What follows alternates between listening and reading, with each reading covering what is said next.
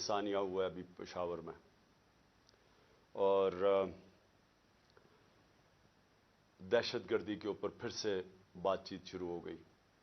ایک وقت پہ بہت بڑا موضوع تھا دہشت گردی، اور پھر آہستہ آہستہ نیچے گیا، اور اب پھر چند مہینوں سے پھر سے اوپر آ گیا۔ تو میں نے اس لیے کہا کہ پہلے تو میں اپنی قوم سے بات کرنا چاہتا ہوں، لیکن سب سے پہلے دہشت گردی کے اوپر، اور خاص طور پہ جو پختونخوا کی پولیس ہے، ماضی میں بھی یہ قربانیاں دیتے رہے۔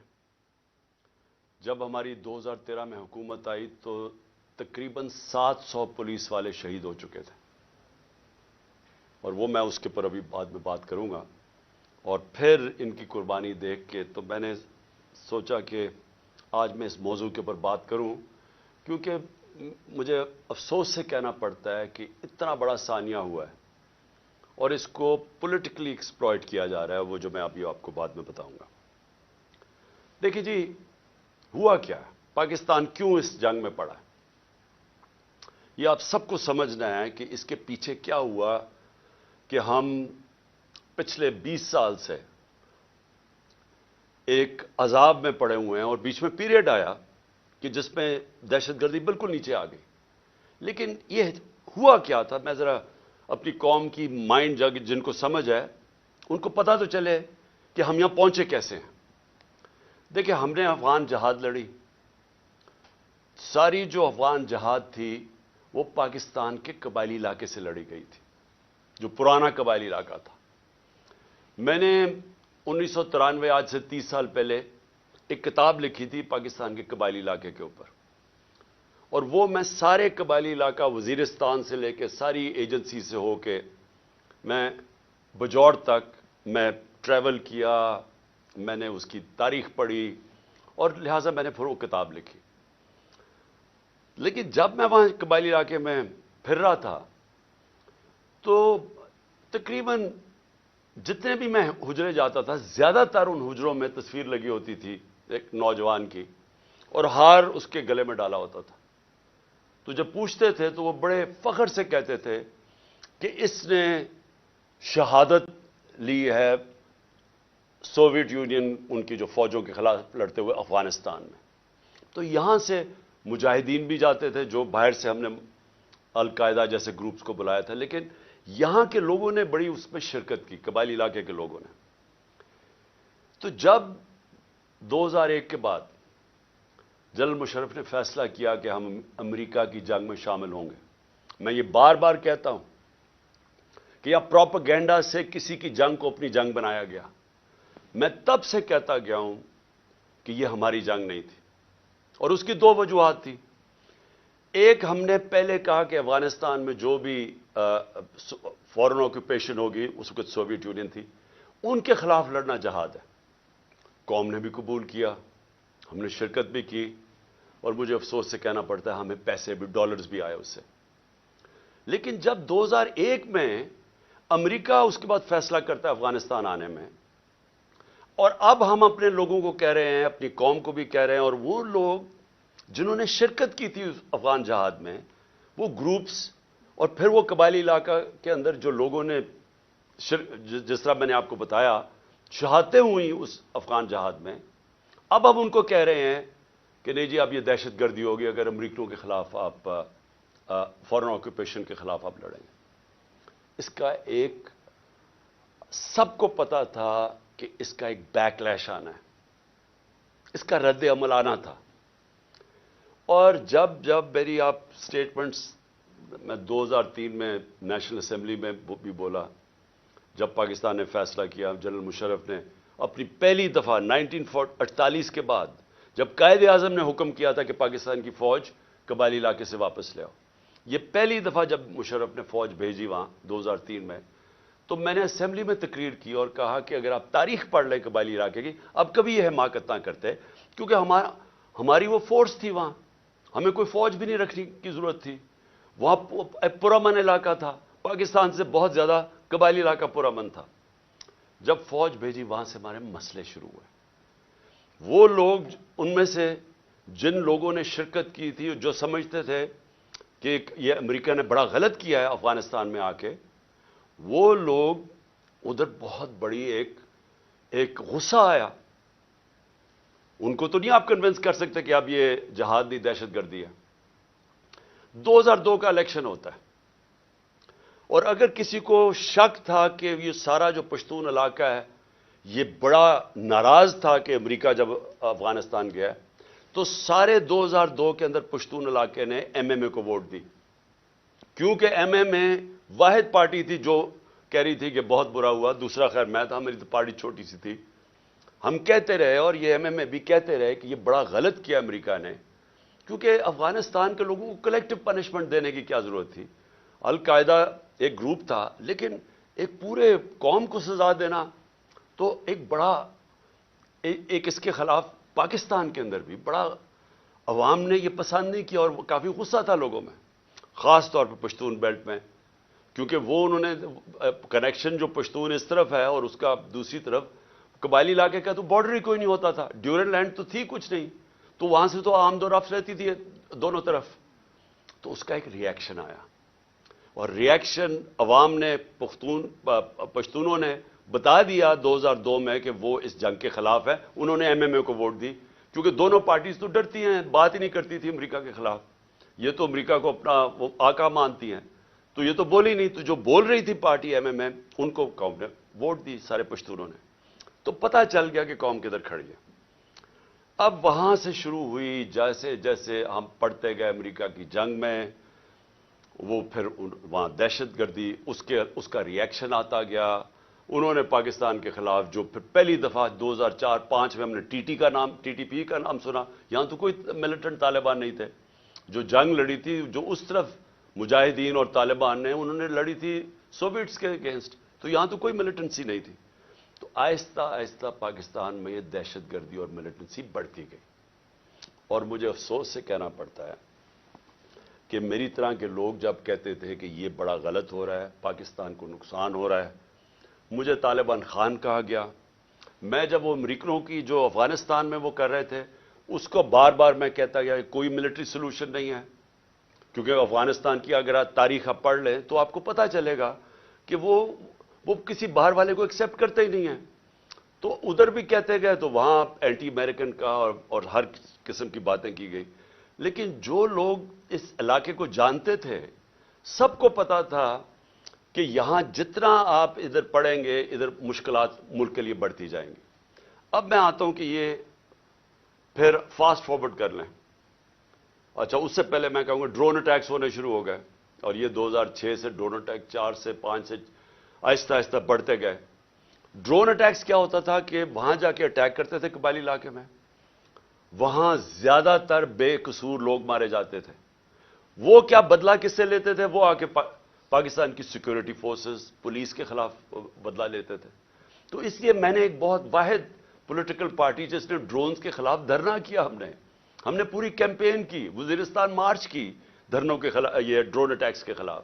باقی یہ پارٹیز چپ کر کے بیٹھی ہوئی تھی اور ڈرتے تھے. آپ کو پتہ ہے ان کے تو پیسے باہر پڑے ہوئے ہیں, تو وہ تو ڈرتے ہیں بولتے ہوئے. جب آپ کی دولت وہاں باہر پڑی ہو تو خوف آتا ہے ان سے. اس کے بعد کیا ہوا, ہماری گورنمنٹ آ گئی, پختونخوا میں گورنمنٹ آئی 2013 میں. ہماری پولیس بری طرح ان کی کیجولٹیز ہوئی تھی, وہ ڈیمورلائز تھی. ہم نے پولیس کے اوپر پوری ریفارمز کی گئیں. آئی جی درانی صاحب کو ہم نے یہاں سے لے کے گئے مرحوم, وہ آئے وہاں, ہم نے پولیس کو ریفارم کیا, پولیس کمانڈوز کی ٹریننگ کروائی, پہلی دفعہ پولیس کمانڈوز کو ڈیولپ کیا, اور ادھر سے پھر فائٹ بیک ہوئی. اور پختونخوا کی جو پولیس تھی وہ پھر کھڑی ہوئی اپنے پیر پہ, اور اتنی قربانیوں کے باوجود انہوں نے ان کے اینڈ میں دیکھیں کہ ساری قوم کھڑی ہوگی پختونخوا کی پولیس کے ساتھ, کیونکہ انہوں نے پھر قربانیاں دی اور روکا دہشت گردوں کو. لیکن اصل میں دہشت گردی لڑی جاتی ہے انٹیلیجنس ایجنسی سے, اور قوم کی سیکورٹی فورسز لڑتی ہے. اور قوم کی سیکورٹی فورسز نے اینڈ میں قربانیاں دی, پتہ نہیں 6000 ہمارے فوجی شہید ہو گئے, اور ٹوٹل پاکستان کی 80,000 پاکستانی اس جنگ میں ہلاک ہوئے. اب آ جائیں 2018 میں ہماری گورنمنٹ آ جاتی ہے. ہم فیسیلیٹیٹ کرتے ہیں افغان طالبان کے ساتھ بات چیت, اور امریکن اور افغان طالبان کے بیچ میں بات چیت. ہم کوشش کرتے ہیں, کیونکہ ہمارا انٹرسٹ تھا وہاں امن ہوگا تو پاکستان میں اس کا فائدہ ہوگا, کیونکہ اس وقت جو پچھلی افغان گورنمنٹ تھی وہ پرو پاکستان نہیں تھی، وہ پرو انڈیا تھی، اور وہ حکومت ہمیں کوئی ہیلپ نہیں ملتی تھی جب یہاں پاکستان سے تین گروپس آپریٹ کر رہے تھے، افغانستان اٹیک کرتے تھے تو وہ نہیں روکتے تھے. تو ہم نے پوری کوشش کی پہلے بات چیت کروائیں تاکہ امن ہو افغانستان میں. پھر ہم نے کوشش کی افغان گورنمنٹ کو اور طالبان کو اکٹھا بٹھانے کی، وہ ہم فیل ہو گئے، انہوں نے نہیں مانا. لیکن ہم نے کوشش کی، ہم نے دونوں اس گورنمنٹ سے بھی بات کر رہے تھے. میں گیا بھی کابل جب پریزیڈنٹ غنی تھے، تو صرف کوشش کی کہ ہم کسی طرح یہاں امن پیدا کریں. تو جب پچھلی 2021 کی گرمیاں، اب میں صرف آپ کو اس لیے تفصیل بتا رہا ہوں تاکہ آپ کو پتا ہو آج جو ہو رہا ہے اس کے پیچھے بیک گراؤنڈ کیا تھی. 2021 میں گرمیوں میں مجھے خوف آنا شروع ہو گیا جب امریکہ نے ڈیٹ اناؤنس کی وڈرال کی افغانستان میں. مجھے خوف آنا شروع ہو گیا کہ یہاں خانہ جنگی ہوگی افغانستان میں. اور ہماری ISI نے ہمیں پوری بریفنگ دی کہ 3 لاکھ فوج ہے افغانستان کی، اور جیسے ہی وڈرال اگر یہ جب امریکہ جائیں گے تو یہ 3 لاکھ فوج اور 60-70 ہزار صرف طالبان ہیں، تو یہاں تو خانہ جنگی شروع ہو جائے گی. تو ایک خوف تھا کہ جب وہاں خانہ جنگی شروع ہوگی تو اس کا فال آؤٹ پاکستان میں بھی آئے گا. ایک یہ خوف تھا کہ امریکہ ہمیں ہمارے پہ سینکشنز لگا دیں، کیونکہ وہ پہلے ہی کہہ رہے تھے کہ پاکستان کی وجہ سے ہم نہیں جیتے افغانستان میں. وہ پاکستانی انٹیلیجنس ایجنسیز کو بلیم کرتے تھے کہ وہ طالبان کے خلاف اس لیے کامیاب نہیں ہو کیونکہ پاکستان ان کی مدد کر رہا تھا. تو ڈر یہ تھا کہ ایک دفعہ سول وار شروع ہو گئی تو انہوں نے سارا ملبہ ہمارے پہ ڈال دینا. تو تب سے میں پچھلی یعنی 21 کی گرمیوں سے آپ میری سٹیٹمنٹس دیکھ لیں، میں کہتا گیا تھا کہ وہ جو 2021 اور 22 کی سردیاں ہیں وہ پاکستان کے لیے سب سے مشکل وقت ہے. اور اس کی ایک وجہ یہ تھی کہ مجھے خوف تھا افغانستان میں کیا ہوگا. میرا جنرل باجوہ سے کوئی اختلافات نہیں تھے، ہم ایک پیج پہ تھے. اس ملک نے بڑا فائدہ ہوا جبکہ پاکستان کی اسٹیبلشمنٹ اور الیکٹڈ گورنمنٹ ایک پیج پہ تھی. اچھے کام ہوا. کرونا کے اندر دنیا نے ہمارا تسلیم کیا جس طرح ہم نے ڈیل کیا، لیکن سب ایک قوم نے مل کے اس سے لڑا. اس کے بعد ٹڈی بھی تھی، اس کا ایک آیا وہ بھی، اس پہ بھی بڑا ہمیں خوف تھا. تو ہر چیز میں اس وقت ہم اکٹھے چل رہے تھے. اختلاف پہلا یہ ہوا کہ ایکسٹینشن کے بعد جنرل باجوہ نے بار بار ہمیں کہا کہ ان کو NRO دے دو اور یہ اکاؤنٹیبلٹی سے پیچھے ہٹ جاؤ اور نیب کو چینج کر دو جو اب نیب ہے. یعنی نیب کو لاز کو امینڈ کرنا یہ تب سے شروع ہو گیا تھا کہ جیسے آپ امینڈ کریں گے تو یا پولیٹیکل سٹیبلٹی آ جائے گی.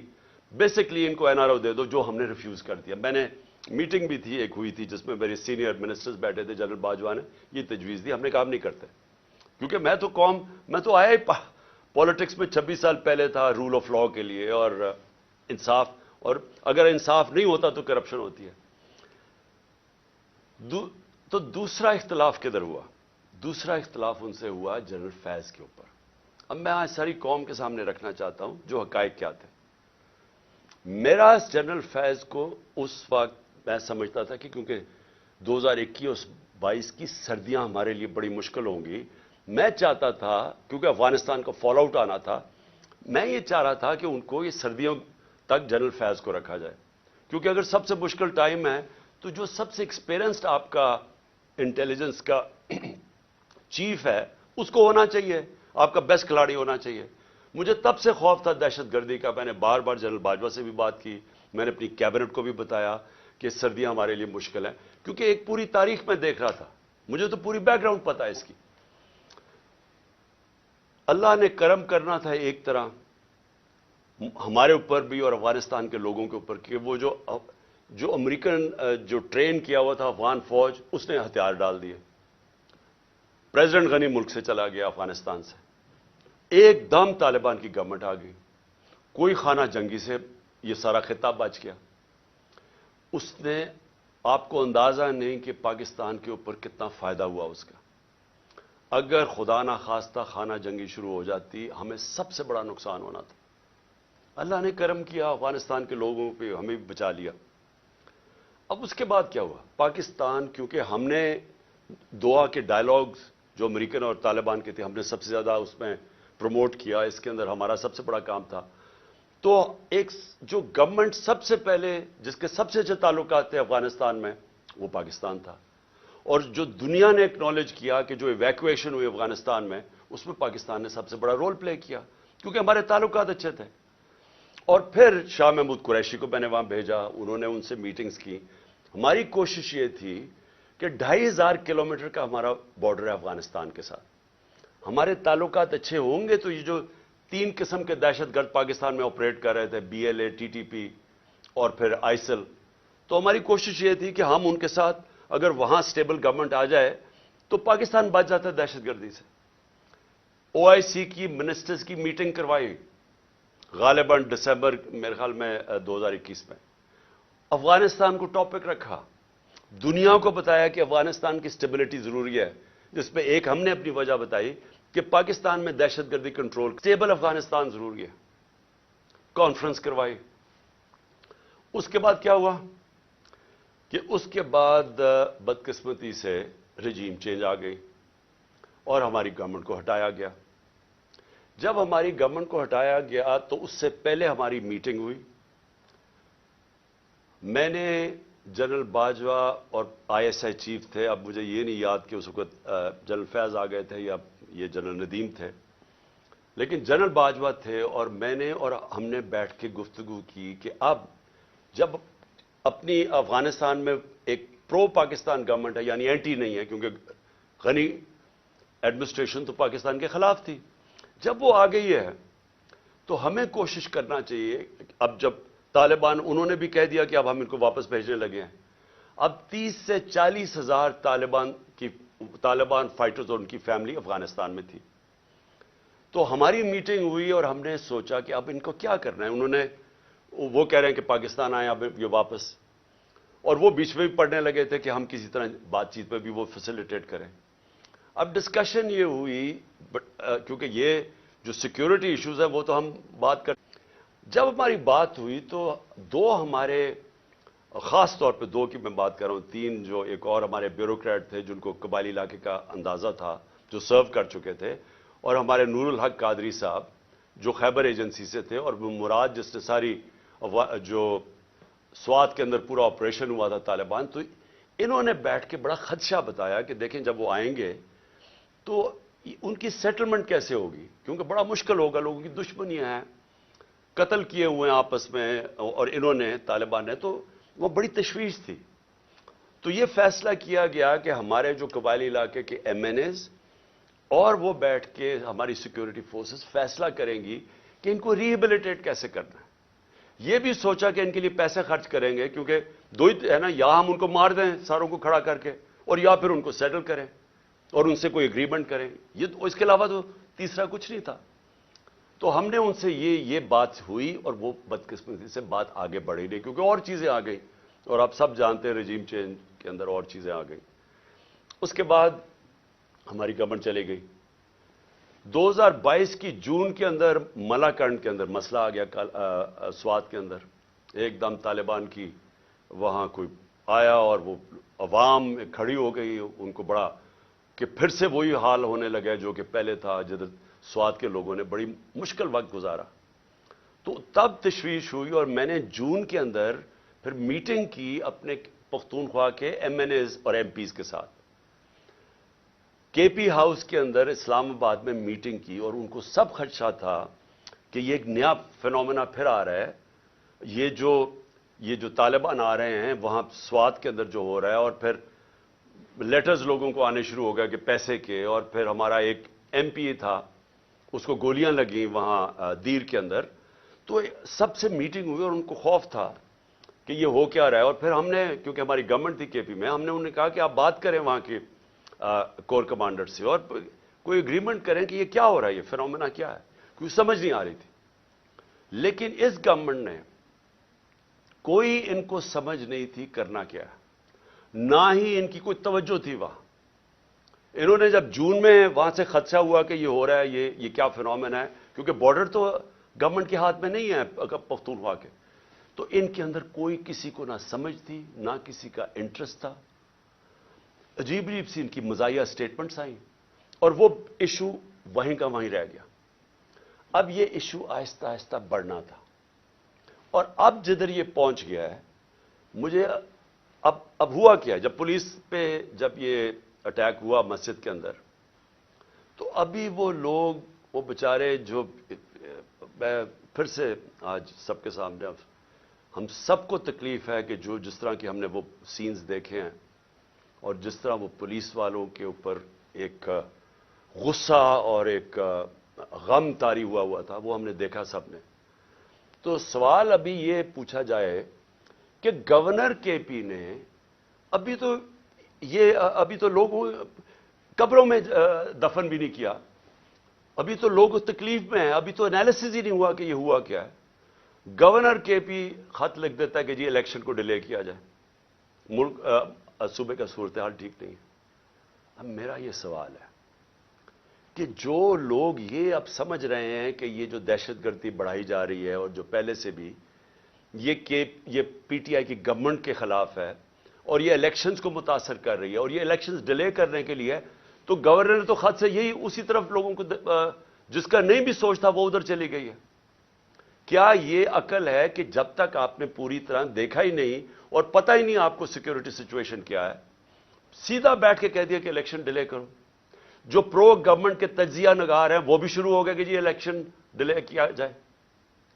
تو کچھ تو سوچ لیں کہ لوگوں کے اندر جدھر پہلے ہی خدشات ہے، ایک ٹرسٹ ڈیفیسٹ ہوا ہے کے پی کے اندر، پختونخوا کے لوگوں کو اعتماد چلا گیا ہے کہ یہ دہشت گردی ہے کیا۔ ہم سب جانتے ہیں کہ پی ٹی ایم کے کیا نعرے ہیں، اور جب پہلے سے خدشے ہیں تو یہ گورنر سٹیٹمنٹ دے رہا ہے کہ جناب الیکشن ڈیلے کر دیں۔ میرا سب سے بڑا سوال اب یہ کہ آج میں اس گورنمنٹ اور ان کے لوگوں سے پوچھنا چاہتا ہوں کہ جو ہمیں ذمہ دار ٹھہرا رہے ہیں، میں یہ پوچھنا چاہتا ہوں کہ میں اس کا تو جواب دے سکتا ہوں جب ہم اقتدار میں تھے، جب ہم اقتدار میں نہیں ہیں یہ کہنا کہ کیونکہ اس دور میں انہوں نے یہ کیا تو آج یہ ہو گیا۔ سوال یہ ہے کہ ہمارے دور میں کیوں نہیں ہوا؟ 2013 سے ہماری گورنمنٹ تھی پختونخوا، جو سب سے بڑا صوبہ جو تباہی مچی، 2013 سے 18 تک ذرا دہشت گردی دیکھ لیں کہ پختونخوا میں کتنی ہوئی ہمارے دور میں، اور 2018 سے اب تک ہماری جب گورنمنٹ تھی، مجھے یہ بتا دیں کتنی دہشت گردی تھی۔ تو آج ہمیں یہ کہا جا رہا ہے کہ جناب وہ کیونکہ انہوں نے پتہ نہیں کیا کیونکہ آج دہشت گردی بڑھ گئی۔ یہ بالکل اس لیے ہے، اسی طرح ہے جس کے اوپر ابھی میں اس کے بعد آؤں گا کہ جناب انہوں نے پتہ نہیں آج جو معاشی بحران آ گیا اور جو تباہی مچ گئی ہے پاکستان میں، جو لوگوں کی امید ہی ملک سے چلی گئی ہے، جو معاشی حالات ہیں، تو وہ کہہ رہے ہیں کہ جی وہ ہماری وجہ سے ہوا ہے۔ ہم اس کے ذمہ دار ہیں جو ہمارے دور میں ہوا ہے۔ جب ہم پاور میں نہیں ہیں، ہمارے سے کیوں جواب پوچھ رہے ہیں؟ میں آج پھر سے میں بار بار کہتا رہوں گا، مجھے ان کا پتہ تھا کہ یہ نااہل اور کرپٹ لوگ، انہوں نے تو 30 سال حکومت کی اور ملک کو یہاں پہنچایا ہے۔ اور اب یہ کہنا کہ یہ جو جنرل باجوہ کی سوچ تھی کہ اب آ کے یہ ملک ٹھیک کر دیں گے، جو 17 سال میں سب سے بہتر پاکستان کی اکنامک پرفارمنس تھی، اس اکنامک پرفارمنس کے اوپر رجیم چینج کر کے ان کو لے آئے۔ میں بار بار جنرل باجوہ کو کہتا رہا اور میں نے واضح طور پہ شوکت ترین کو بھجوایا۔ میں اس لیے آپ کو کہوں گا کہ ہمیں پتا تھا یہ کیا ہونا ہے۔ میں ان کو جانتا ہوں 30 سال سے جو انہوں نے کیا پاکستان کے ساتھ، یہ جو قرضے چڑھے ہوئے ہیں جب سے یہ آئے ہیں، دیکھیں انہوں نے، یہ امیر ہوتے جاتے ہیں، ملک مقروض ہوتا جاتا ہے، تو انہوں نے ملک کیسے ٹھیک کرنا تھا؟ جو ملک کو تباہی کی طرف لے کے جائے وہ ملک ٹھیک کیسے کر سکتا ہے؟ ان کے یہ جو نون لیگ کی 99 یہ گورنمنٹ چھوڑ کے گئے ہیں، ذرا دیکھ لیں کہ کیا حال تھا پاکستان کی معیشت کا، اور اب یہ جو 2018 میں چھوڑ کے گئے تب دیکھ لیں کیا حال تھا۔ تو اب ان کو جب ہمیں ہٹا کے ان کو لے کے آئے، انہوں نے اب ٹھیک کر دینا تھا ملک۔ چلتی ہوئی معیشت جو 17 سال میں اس کی گروتھ ریٹ، یعنی جو اکانومی میں دولت میں اضافہ ہو رہا تھا 5.7 اور 6%، آخری 2 سالوں میں کرونا کے باوجود، کرونا کا بھی میں بار بار آپ کو اس لیے یاد کرواؤں گا، یہ دنیا کے اندر اتنا بڑا ثانیہ صدی میں ایک دفعہ آتا ہے، اور دیکھیں کہ پاکستان کیسے نکلا اس میں سے، اور پھر اپنے لوگوں کو، معیشت کو، سب کو بچا لیا، غریبوں کو بچا لیا۔ اور ہم جب وہاں سے جب اس کو بتایا جنرل باجوہ کو کہ یہ نہ کامیاب ہونے دیں، اور اس لیے کامیاب نہ ہونے دیں کیونکہ یہ نہیں سنبھال سکیں گے. اور وہی ہوا, جیسے ہی آئے ملک نیچے جانا شروع ہو گیا. مجھے بتائیں کون سا اتنا بڑا عذاب آیا تھا؟ کیا چینج آیا کہ دہشت گردی بھی اسپانوں میں چلی گئی اور یہ معیشت بھی زمین پہ چلی گئی؟ کون سا چینج آیا تھا؟ یعنی کوئی مجھے سمجھائے کہ ہمارا تو مسئلہ بنا ہوا تھا, تیل پہنچ گیا تھا $110 سے $115 بیرل, اب وہ آگے ابھی اوپر ہی بھی ہے تو $85 کا ہے. تو جب اصل تو مہنگائی تیل کی وجہ سے آتی ہے جو آپ امپورٹ کرتے ہیں, تو ہم نے تو جو انرجی کی قیمتیں وہ بھی اوپر گئیں, کموڈٹی سپر سائیکل جس کو کہتے ہیں اس کو بھی گزارا. 2.5 سال ہم IMF کے نیچے تھے, IMF کے پروگرام سے بھی گزرے. اس کے باوجود اگر ہم یہ پاکستان کی دولت میں اضافہ کر سکتے ہیں, انڈسٹری بھی گرو کر رہی تھی, کسان بھی خوش تھا, سروسز بھی اوپر جا رہی تھی, فیوچر ٹیکنالوجی اس میں گروتھ آ گئی تھی, ہمارے ٹیکس کلیکشن بڑھ گئے تھے, ہمارے record tax collection, overseas Pakistani کو اعتماد تھا ہمارے پہ, وہ ریمیٹنسز ریکارڈ بھیج رہے تھے $31 ارب کی. تو یہ آتے ساتھ ہی آج نیچے کیسے پہنچ گئے؟ یہ ہونا ہی تھا. اور میں آپ کو صرف یہ بتانا چاہتا ہوں کہ آج ہم کدھر جا رہے ہیں. میرے سے وہ چیزیں پوچھیں جب میں اقتدار میں تھا, اگر یہ نہ ہٹاتے پھر ہم ذمہ دار تھے. اگر یہ نہ سازش کر کے, یہ جو شہباز شریف اب بولتا پھرتا ہے, کیوں آپ نے سازش کی تھی کہ اگر آپ کو اتنا خوف تھا, ہماری تیاری نہیں تھی, ملک کے حالات بہت برے تھے, ہمیں رہنے دیتے. 1 سال, 1.25 سال, 1.5 سال رہ گیا تھا, ہم ذمہ دار تھے. پھر ہم اس کے ذمہ دار کیسے ہو جو آپ آ کے ملک کا بیڑا غرق کر کے رکھ دیا ہے, ہر طرح ملک نیچے لے گئے ہیں. مجھے یہ ذرا یہ سمجھائیں کہ 90 روپیہ گرا ڈالر کے مقابلے میں, 90 روپے. کیا اس کے ہم ذمہ دار ہیں؟ یعنی کیا آپ مجھے صرف یہ سمجھا دیں کہ یہ جسٹیفائی کیسے کرتے ہیں کہ 90 روپے ڈالر کے مقابلے میں کم ہو گیا؟ 90 روپے پاکستان کی دولت, لوگوں کے پیسے کے اندر کمی آ گئی ہے. یعنی جب آپ ڈالر اوپر جاتا ہے تو آپ کے روپے کی جب قیمت نیچے جاتی ہے تو آپ کی خریدار کی قیمت نیچے چلی جاتی ہے. اس سے جو چیز آپ باہر سے امپورٹ کرتے ہیں وہ سب مہنگی ہو جاتی ہیں. اور اس کا جب اثر آئے گا, جب 90 روپے آپ گراتے ہیں, آپ گرتا ہے کہ آپ کی نااہلی کی وجہ سے, اس کا اثر کدھر آ رہا ہے؟ ہر شعبے پہ اس کا اثر آ رہا ہے. سب سے پہلے مہنگائی. آج لوگوں کا سب سے بڑا مسئلہ مہنگائی بن چکا ہے. لوگ, تنخواہ دار لوگ آج سوچتے ہیں کہ ان کی تنخواہ میں کیسے گزارا ہوگا, اور ابھی پوری مہنگائی آئی نہیں ہے. ابھی تو اثر, یہ جو آخری 35 روپے گرے ہیں, ابھی اس کا اثر نہیں آیا. ابھی تو جو پٹرول اور تیل کی قیمتیں بڑھی ہیں, جو انہوں نے پٹرول اور ڈیزل بڑھایا ہے 35 روپے لیٹر, ابھی یہ اور بڑھنا ہے, کیونکہ جو روپیہ گرا ہے اس کا ابھی آپ کو اثر آئے گا, کیونکہ جو باہر سے چیزیں مہنگی ہوں گی. اور یہ کیسے مجھے بتا سکتے ہیں کہ $16 ارب کے ریزروز چھوڑ کے گئے تھے, آج $3 ارب کے تقریباً رہ گئے.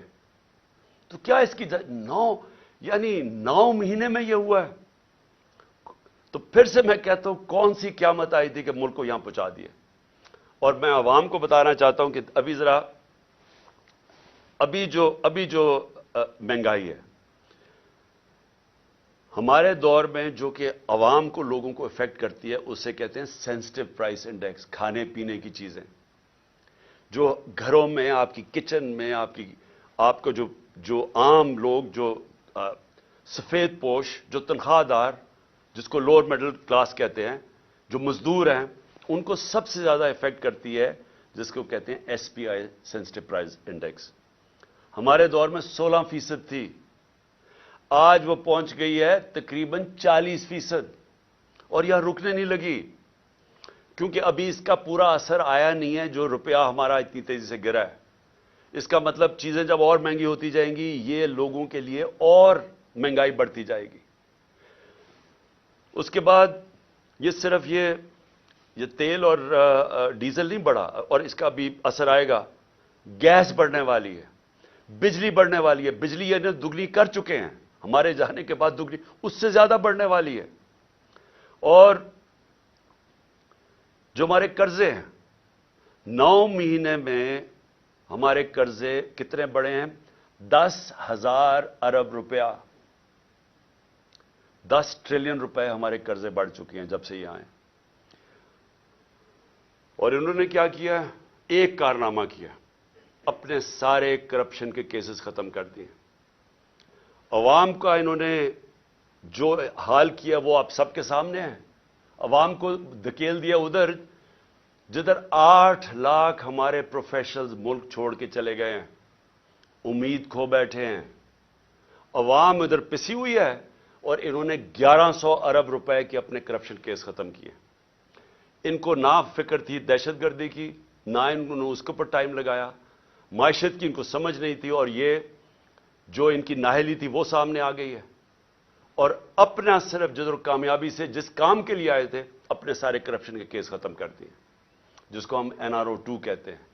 जो मुल्क से एक गद्दारी की थी जनरल मुशर्रफ ने, जब इनकी चोरों की बड़ी चोरी माफ की थी 2008 में, और एक ये दूसरी जनरल बाजवा ने ये जो इनको NRO 2 दिया है, ये सबसे बड़ी गद्दारी है कि आज दरवाजे खोल दिए हैं बड़ी चोरी के, व्हाइट कॉलर क्राइम के दरवाजे खोल दिए हैं, क्योंकि नैब तो इन्होंने खत्म कर दी है, FIA खत्म कर दी है। उनका सिर्फ काम है सियासी इंतकाम लेना। और मैं जो तीसरी आज चीज बात करना चाहता हूं, 3 चीजों पे मैंने आज बात करनी थी। पहले दहशतगर्दी पे कि वो हमें जिम्मेदार ठहरा रहे हैं, और दूसरा ये मायशत पे, वो नीचे गए, वो हमें जिम्मेदार ठहरा रहे हैं। नहीं इतनी साजिश करनी थी, अगर नई कैपेबिलिटी थी तो ना करते। तो आज आके आप अपनी चोरी माफ करवा लें, लेकिन जो सारा मुल्क का तबाही किया वो हमारे पे डाल दें। जो तीसरी चीज है वो इसी वजह से वो है इलेक्शंस। अब मैं ये बताऊं कि हमारी पंजाब और पख्तूनख्वा में हुकूमतें थी, 66% पाकिस्तान हमारे नीचे था। हमने पहली दफा इस मुल्क की तारीख में अपनी 2 गवर्नमेंट्स को डिसॉल्व किया, अपनी गवर्नमेंट्स छोड़ी। हमने क्यों छोड़ी? अब हमें कोई जरूरत नहीं थी, किसी ने बंदूक नहीं रखी थी हमारी गवर्नमेंट कराने के लिए। हमने इसलिए छोड़ी क्योंकि हम सबको खौफ आ रहा है पाकिस्तान का, ये जो तबाही की तरफ ये लेके जा रहे हैं, और मुझे खौफ है कि आगे और हमने कितना नीचे जाना है। IMF मिल भी गई तो वो भी कैंसर का इलाज डिस्प्लिन से होगा। खौफ ये था कि अगर ये ज्यादा, और इनका कोई इलेक्शन करवाने का सोच नहीं है। ये भी वाज़ेह हो जाना चाहिए कि इतनी जल्दी इन्होंने पेशावर के सानिया को इस्तेमाल किया है कि किस तरह इलेक्शन डिले हो जाए। इनका इलेक्शन इस साल करवाने का भी नहीं था प्लान, ये आगे लेके जाना चाहते हैं। और इनकी पूरी कोशिश ये है कि किसी ना किसी तरह ये तब इलेक्शन करवाएं जब ये समझे कि तहरीक इंसाफ खत्म हो चुकी है। ये इनका प्लान है। और हमने इसलिए ये इलेक्शन का फैसला किया, और हमने ये सोचा कि किस तरह हम इलेक्शन करवा सकते हैं। हमने कहा अपनी गवर्नमेंट से निकल जाते हैं, और हमने आइन को सामने रखते हुए यह फैसला किया। आइन के अंदर बड़ा वाज़ेह है, इसमें कोई उबाम नहीं है, कोई भी इसके खिलाफ नहीं जा सकता। आर्टिकल 105 आइन का वाज़ेह तौर पे कहता है कि जब असेंबलीज डिसॉल्व होंगी तो 90 दिन और उससे कम में इलेक्शन होगा। कोई इफ्स एंड बट्स नहीं है इसमें। यह हमने कुर्बानी इसलिए दी कि हम ये समझते थे कि यहां एक ही तरीका है कि एक दफा पंजाब और पख्तूनख्वा में इलेक्शन हो गया तो मजबूरन 66% पाकिस्तान में इलेक्शन होगा, मतलब सारे मुल्क में हो जाएगा। तो हमने तो इसलिए दी। अब ये उससे भाग रहे हैं, सब मिलके अब कोशिश कर रहे हैं कि किसी ना किसी तरह इससे बाहर निकलें। अब मैं सारे पाकिस्तानी को बताना चाहता हूं, अपनी सारी लीगल कम्युनिटी को बताना चाहता हूं, अपने वकला और अपनी अदलिया को बताना चाहता हूं कि जितना बड़ा ये नुकसान पहुंचेगा अगर ये कामयाब हो गए 90 डेज से आगे ले जाने की, ये वही होगा लैंडमार्क जो कि एक दफा जस्टिस मुनीर ने इस मुल्क के अंदर रूल ऑफ लॉ को खत्म करके डॉक्ट्रिन ऑफ नेसेसिटी लेके आए थे। वो कोई नहीं भूला आज तक। कोई वजह नहीं है कि 90 डेज से आगे लेके जाएं। ये कहेंगे कि जी ओहो दहशतगर्दी हो गई। 2013 में दहशतगर्दी नहीं थी, 2008 میں دہشت گردی نہیں تھی، تب کیوں نہیں الیکشن آگے کیے؟ اور پھر اور یہ یاد رکھیں کہ 2008 کے اندر الیکشن اس لیے آگے کیے گئے تھے کیونکہ وہاں ایک ڈیموکریٹک سیٹ اپ نہیں تھا، جنرل مشرف کی گورنمنٹ تھی، اس لیے الیکشنز کو آگے کیا گیا تھا۔ تو یہ جو پلان کر رہے ہیں کہ جی کسی طرح اس کی آڑ لے کے دہشت گردی کی الیکشن آگے کریں گے، اس سے بڑا ظلم اس ملک میں نہیں ہوگا، کیونکہ اس کا مطلب کہ وہ سیٹ اپ صرف اس لیے رہ جائے گا، وہ ڈرا صرف ایک راستے میں کہ کہیں عمران خان اور پی ٹی آئی نہ جیت جائے۔ اور وہ انہوں نے کیا کہ آئین کی وائلیشنز تو بھی شروع کر دی ہیں۔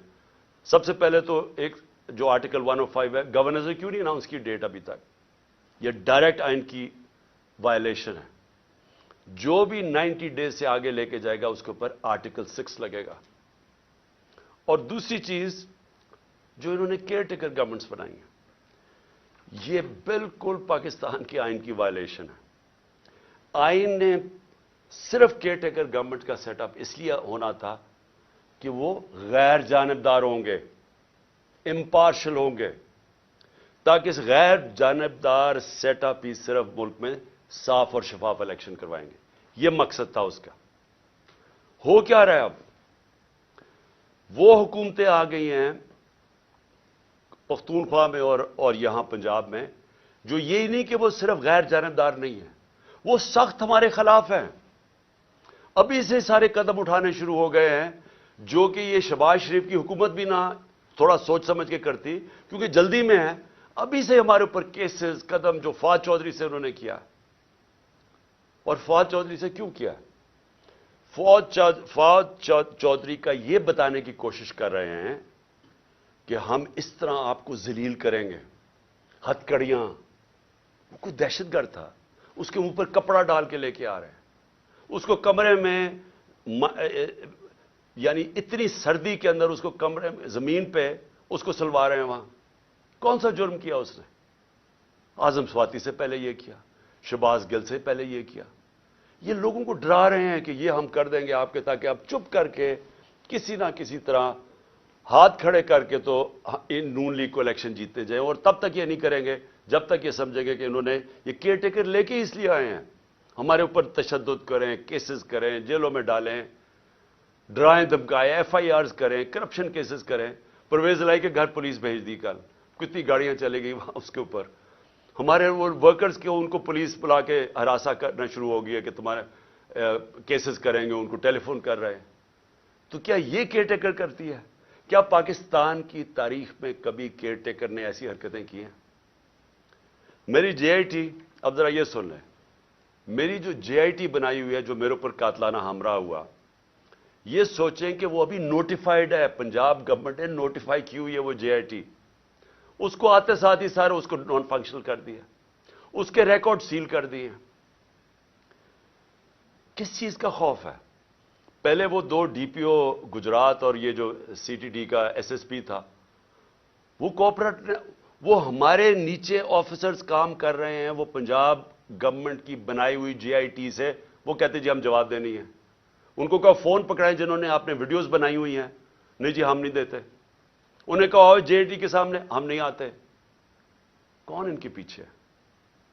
کون اتنا طاقتور ہے کہ پنجاب پولیس اتنی کانفیڈنٹ ہو جائے، اتنا اس کو اعتماد ہو کہ ان کے پاس کوئی طاقتور ان کے فورسز ہیں کہ ایکس پرائم منسٹر بڑی پارٹی کا ہیڈ اپنی ایف آئی آر نہ کٹوا سکے اپنے صوبے میں؟ اور پھر جن کو خوف ہے، وہ جو طاقتور لوگ جن کو خوف ہے کہ کوئی چیزیں نہ سامنے آ جائیں جے آئی ٹی کی، وہ سارے طاقتور لوگ پوری کوشش کریں سیبوٹاج کرنے کی۔ لیکن سیبوٹاج کرنے سے پہلے کیا چیزیں سامنے آ گئی ہیں؟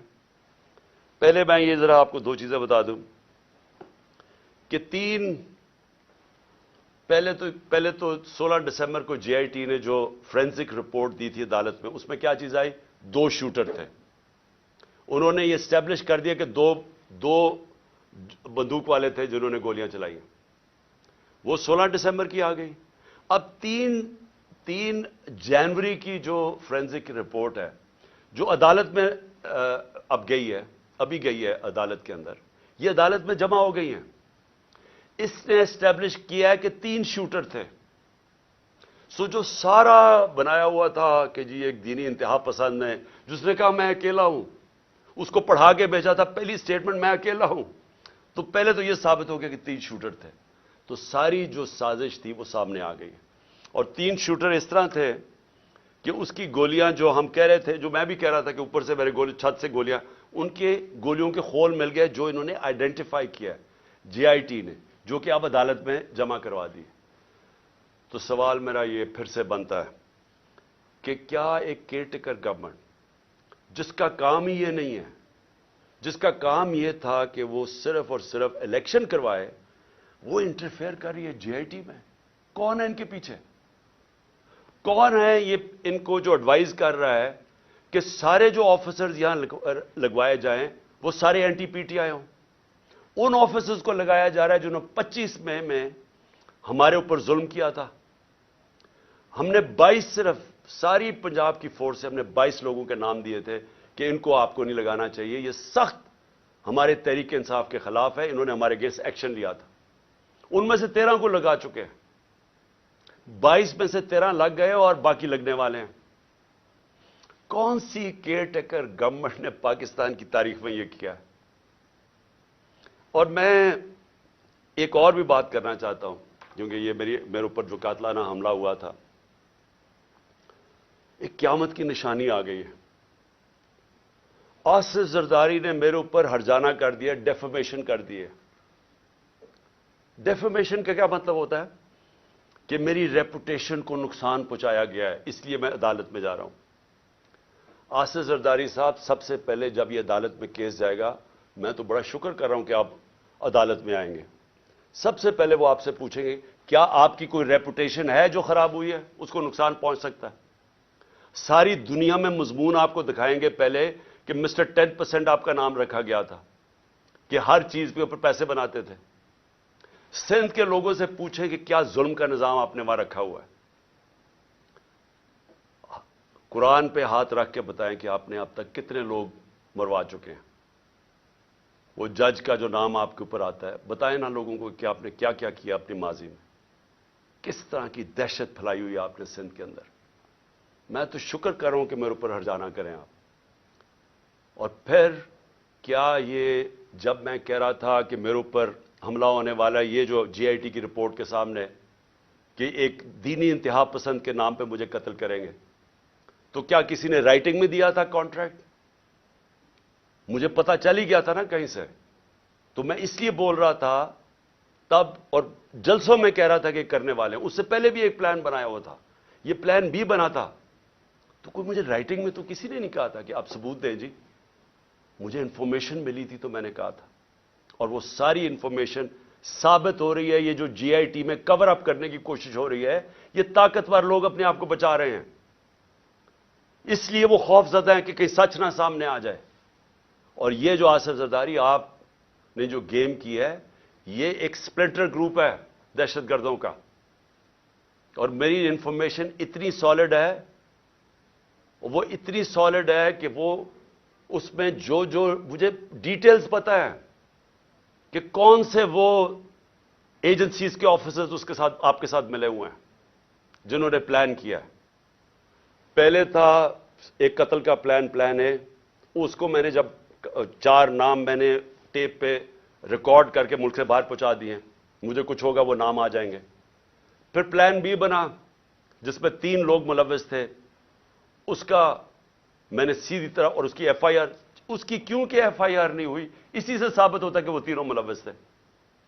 کیونکہ میری رائٹ ہے, یہ تو میرا حق ہے کہ ایف آئی آر, میرے اوپر قاتلانہ حملہ ہوا, مجھے اجازت ہونی چاہیے تھی, انویسٹیگیشن میں اپنے آپ کو ثابت کر لیتا ہے. اور یہ جو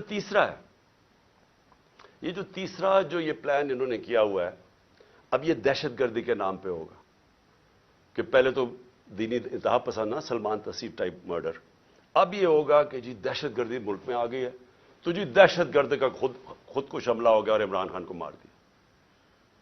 میں یہ اس لیے ساری قوم کے سامنے لے کے آ رہا ہوں کہ آصف زرداری, آپ نے جو اربوں روپیہ اس ملک کا چوری کر کے باہر رکھا ہوا ہے, یہ قوم آپ کو معاف نہیں کرے گی. اس لیے میں نے کیا ہے کہ آپ پیسہ نہ انجوائے کریں، بعد میں یہ سمجھیں حملہ کروا دیں. اور وہ جو آفیسرز بھی ہیں ان کا بھی مجھے پتہ ہے کون ملوث ہے ان کے اندر.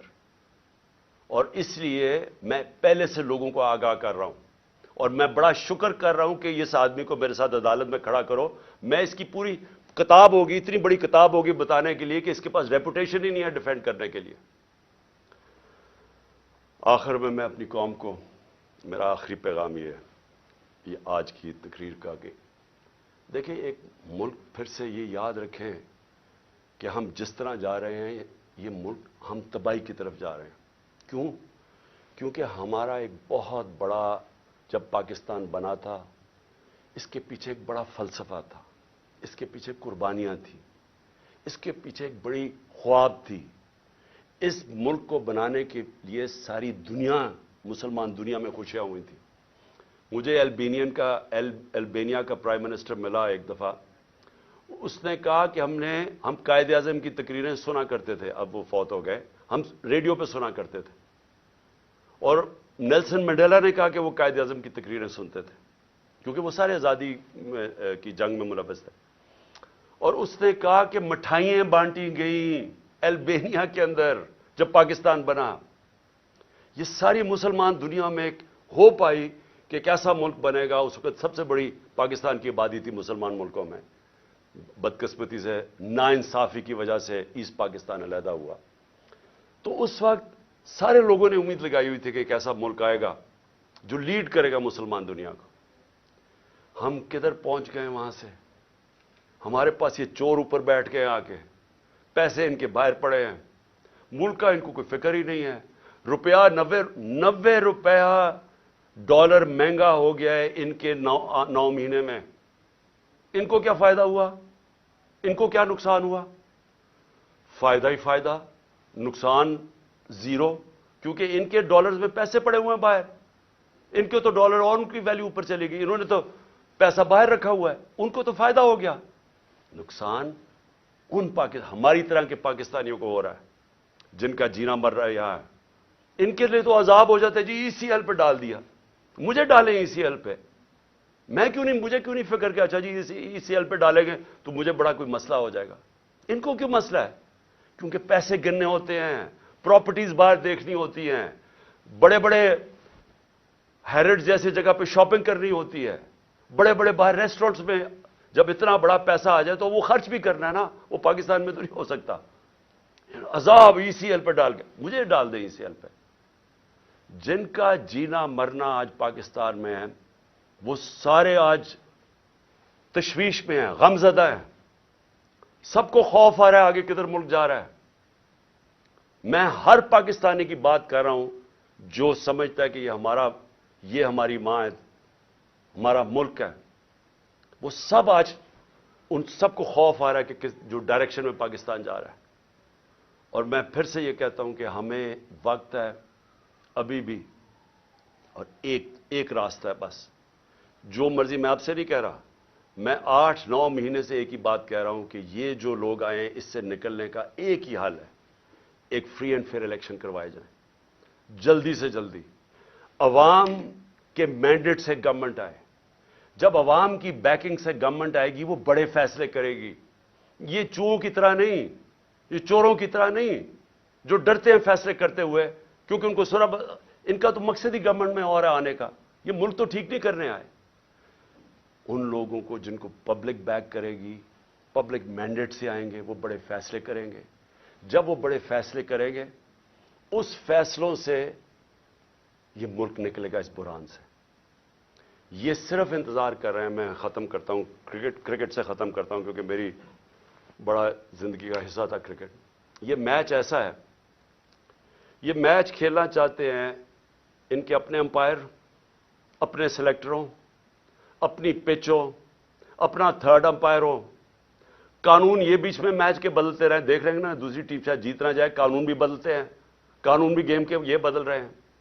اور جو مخالف ٹیم ہے اس کے کیپٹن کو یہ جیل میں ڈالنا چاہتے ہیں، اس کی اچھے پلیئرز کو یہ ان کے اوپر مقدمے کر کے ان کو باہر رکھنا چاہتے ہیں ٹیم سے.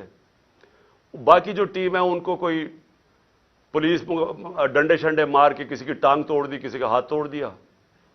اوپر سے جب یہ سمجھے گے نا کہ اب یہ ٹیم بالکل ہی اب نکارہ ہو گئی ہے، تو پھر وہ 12th مین جو باہر لندن میں بیٹھا ہوا ہے، وہ جب سمجھے گا نا، وہ اتنا ڈرپوک آدمی، وہ صرف تب